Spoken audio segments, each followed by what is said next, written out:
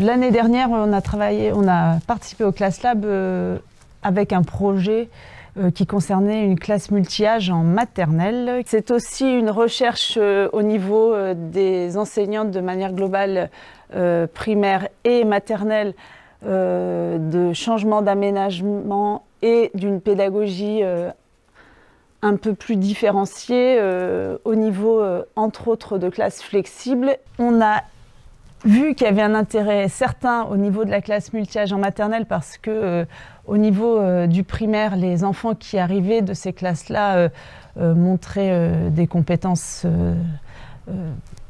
bien assises. Mais évidemment, à l'heure actuelle, en fait, on est dans un questionnement au niveau du primaire et sur la faisabilité d'une telle organisation au niveau de classe de primaire. Quels avantages sur la classe multiniveau? On en a ciblé plusieurs. Le parcours individualisé, ça c'est certain. Des élèves beaucoup plus autonomes. Le tutorat. Des groupes qui deviennent des groupes de 3, groupes de 10 dans une classe et 2 groupes de 15 pour le cycle 3. Des relations interpersonnelles améliorées parce qu'on est dans de l'intergénérationnel, entre guillemets, étant donné qu'on a des enfants de 3 années différentes. Un fonctionnement, un atelier en ceinture qui est motivant pour beaucoup d'élèves. Et puis des enseignants-chercheurs et un travail en équipe très important. Finalement, le fait de se mettre en déséquilibre, c'est très angoissant pour les enseignants, mais en même temps, c'est très stimulant parce qu'on est obligé de chercher des solutions, beaucoup travailler ensemble, se documenter. Et ça, vraiment, je pense que ça a été vraiment quelque chose de très important l'année dernière. Et on a fait, entre autres, des groupes WhatsApp sur la classe flexible à un moment, pour vraiment, avec des apports de toutes les enseignantes, ce qui montrait une émulation qui est très agréable et qui maintient aussi un esprit d'équipe très important. Dans ce type d'organisation, les objectifs sont d'enrichir la qualité et la quantité des interactions entre pairs, évidemment, et entre pairs d'âges différents et de niveaux différents, de rejoindre chaque élève dans ses apprentissages, de stimuler les apprentissages entre élèves et d'engager tous les élèves dans des projets collaboratifs favorisant l'expression des potentialités de chacun. Alors là, on est beaucoup dans la coopération. Le caractère novateur, c'est le fait de mettre en place des classes de multi-âge qui sont différentes de classes multiniveaux, comme je l'ai dit tout à l'heure, et de sortir d'un fonctionnement classique de moins en moins adapté aux élèves d'aujourd'hui. Alors, on rappelle, atelier lecture, on représente rapidement les différents ateliers. Par la suite, vous choisirez l'atelier que vous voulez faire, vous remettez par binôme ou par groupe comme la semaine dernière, on ne change pas avec les personnes avec qui on travaille, et vous vous mettrez aux ateliers. Donc le premier, drôle de bobine, qui veut expliquer comment ça marche? Liam. On met la bobine et après écrire. Il faut lire. Qui est-ce qui lit? C'est le CE2. Ou le CP, ou le CE1, c'est comme vous voulez. Donc il faut lire et l'autre doit dessiner le personnage qui est écrit sur la feuille. D'accord? Donc ça c'est drôle de bobine. Les images ici séquentielles avec les phrases. Qu'est-ce qu'il faut faire là? Qui veut m'expliquer ce qu'il faut faire? Il y a des images, des phrases qui correspondent aux images. On lit les phrases et on trouve l'image correspondante.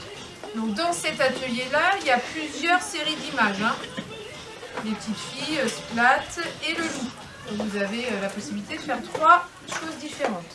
Il faut lire les phrases et choisir l'image qui correspond aux phrases.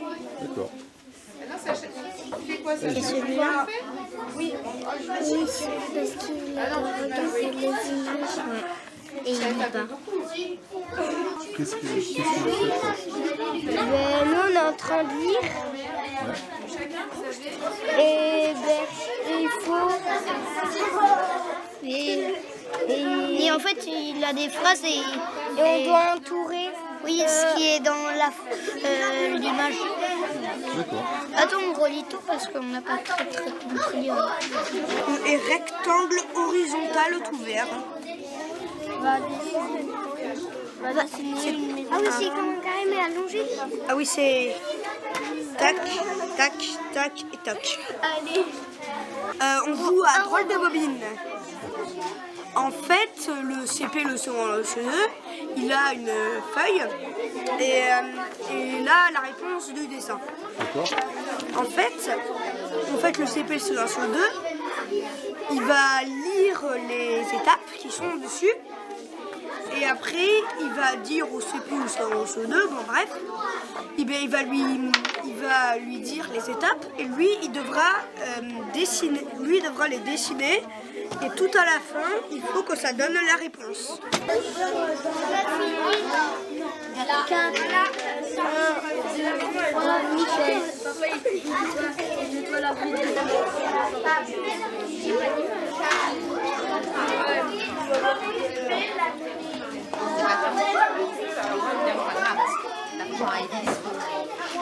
Sur la séance de ce matin, moi je les ai trouvés investis. Ils ont bien expliqué les ateliers, donc j'étais contente. Ils ont bien compris les consignes et tout ça. Au moment où ils doivent choisir, bon, il y a toujours un petit peu de disputes s'ils veulent le même atelier et tout ça, mais ça s'est vite réglé. Ils se sont vite mis au travail par binôme. Certains, j'ai dû guider un petit peu, j'ai proposé des ateliers qu'ils font volontiers, ils sont pas trop réticents. Ouais, c'est intéressant l'organisation que tu évoquais tout à l'heure. Tu as laissé libre les enfants, donc ils pouvaient se retrouver dans le même niveau. C'est ça. Alors, moi, c'était un petit peu différent. Ils pouvaient librement choisir leur partenaire, leur binôme ou trinôme, enfin bref, mais j'imposais au CE2 d'être avec un CP ou un CE1, qu'il n'y ait pas deux CE2 ensemble. C'était ma seule règle. Autour de cette configuration pédagogique en atelier, la variable du choix effectivement de l'imposition des binômes ou des ateliers, donc combien on met d'élèves à travailler ensemble, est-ce que ce sont des binômes, est-ce qu'ils vont à 3, est-ce qu'ils vont à 4, est-ce qu'on l'impose, est-ce qu'on ne l'impose pas, est-ce qu'on choisit de faire travailler CP avec CP, CE1 avec CE1 ou comment est-ce qu'on varie. Ça, ce sont des variables pédagogiques et didactiques qu'il faut que vous puissiez utiliser, quitte à ne pas utiliser les mêmes.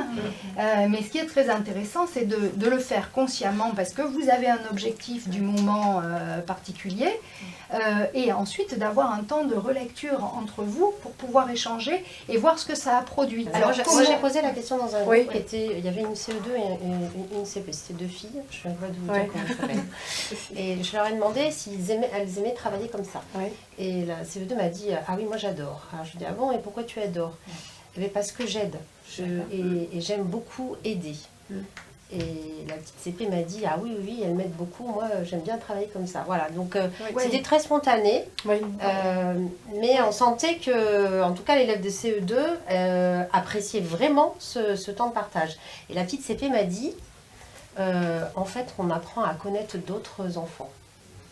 Vous vous êtes posé beaucoup de questions sur votre organisation des CP avec les CE1, les CE2, voilà. Mais l'autre question, c'est qu'est-ce que je donne à quel moment dans la progression justement du CP à la fin de CE2? Est-ce que je donne aux élèves les choses dans le bon ordre de la progression? Et est-ce qu'une fois qu'ils ont réussi la première marche, vous voyez, de cet atelier-là, ils peuvent passer à l'autre atelier. Et puis ensuite à l'autre atelier. Et à l'autre atelier, où est-ce qu'ils commencent de manière un peu anarchique? Ils commencent par le plus dur, ensuite ils font le plus facile, ensuite ils font... Et du coup, vous, dans votre pilotage un peu de la progression des élèves, est-ce que vous avez une visibilité de qui en est où? Parce que nous fonctionnons toutes en atelier dans nos niveaux et ils ont un fonctionnement libre, choix libre, et c'est vrai qu'en termes de visibilité, on se pose toute la question où ils en sont exactement. Nous avons une vision, mais elle nous semble inexacte. Et là, c'est à travailler. Voilà. Je me suis demandé si vous avez fait 3 séances, si les enfants avaient repris systématiquement le même atelier, parce qu'ils le connaissaient, ou est-ce qu'ils ont eu envie d'aller en découvrir un autre? Parce qu'il est clair que la majorité avait déjà fait l'atelier. Voilà. Ah oui, non, mais il y en a beaucoup qui ont repris le même. Ils ont repris le même. Dans nos classes, il y a des enfants qui peuvent revenir toujours sur le même atelier pour ce confort de la réussite. Ça dépend des enfants. On a le cas de figure quand même de certains élèves qui vont pratiquer le même atelier longtemps et là, l'adulte va l'aiguiller sur d'autres ateliers. Mais ce cas de figure existe. Est-ce qu'en tant qu'enseignante, vous y trouvez un confort? Oui. Même si je pense qu'en termes de préparation, là, on voit bien que Sur les débuts, c'est plus vous avez fait un gros travail, c'est magnifique, hein, c'est super. Ils sont investis. C'est bien de les voir investis quand même, et tous. Ça joue sur la motivation des élèves. C'est ça. La notion de la la liberté. on les tire moins. Est-ce que vous en ressentez les effets sur les autres temps d'apprentissage qui ont des modalités pédagogiques différentes? Je trouve plus autonome. Moi aussi, c'est ce que j'allais dire. Il y a plus d'autonomie. Les CP sont plus autonomes avec la pratique des ateliers. Et ils osent demander quand ils ne comprennent pas, quand il y a un nœud, une difficulté, comme ils ont l'habitude d'être en action, d'être toujours, j'ai envie de dire, au devant de l'apprentissage, d'être acteur, eh bien, ils s'expriment plus, ils s'expriment sur leur apprentissage beaucoup plus qu'avant. J'ai trouvé que les enfants étaient contents, étaient motivés justement de passer d'un temps de plan de travail à un travail d'équipe, puis après de nouveau un travail individuel, le plan de travail, etc. Donc avec le temps de regroupement, moi je trouve qu'on a besoin de cette alternance pour pas qu'il y ait de lassitude et puis que l'élève reste motivé sur la matinée quand même qui est longue. C'est le rythme en fait qui permet l'investissement en permanence. Votre question, c'est une question de pilotage et d'organisation. Exactement. Donc, vous avez votre objectif pédagogique. Comment vous vous organisez en cycle? Donc là, quels sont les incontournables et les invariants auxquels vous tenez, vous pilotez? Exactement. Et j'ai envie de dire, c'est ça ce qui est le plus problématique pour nous, et je pense qu'il faut le poser, cette organisation de pilotage, parce que la progression, le fonctionnement en atelier, tout ça, je pense on travaille dessus depuis quelques temps, mois, voire plus. Donc ça c'est bon, j'ai envie de dire, mais c'est en termes de pilotage. Et je crois qu'il y a un travail à faire de recherche, en cycle, comment se positionner par rapport à ça. L'apport du Class Lab dans notre accomplissement professionnel et personnel, donc ça nous a apporté beaucoup au niveau du questionnement, se questionner, chercher des outils, chercher des méthodes pédagogiques. Et ça a donné du dynamisme en fait à nos pratiques et à nos échanges aussi dans le travail de cycle. La difficulté qu'on avait dans ce projet, c'est qu'on n'est pas dans du multi-âge, donc nous sommes 6 classes de cycle 2, CP, CE1, CE2, il n'y avait pas d'échange et on partait sur un projet de multi-âge. Alors comment le mettre en place, comment commencer cette expérimentation, quoi faire, on était un petit peu perdus. Mais grâce aux échanges ici, on a eu des pistes et on a commencé donc à faire des projets. Et on voit vraiment cette richesse en fait du travail, des apports de chaque cycle, des expérimentations qui ont été mises en place, etc., notamment en maternelle du cycle 1, pour ce que l'on vit en cycle 2 et cycle 3.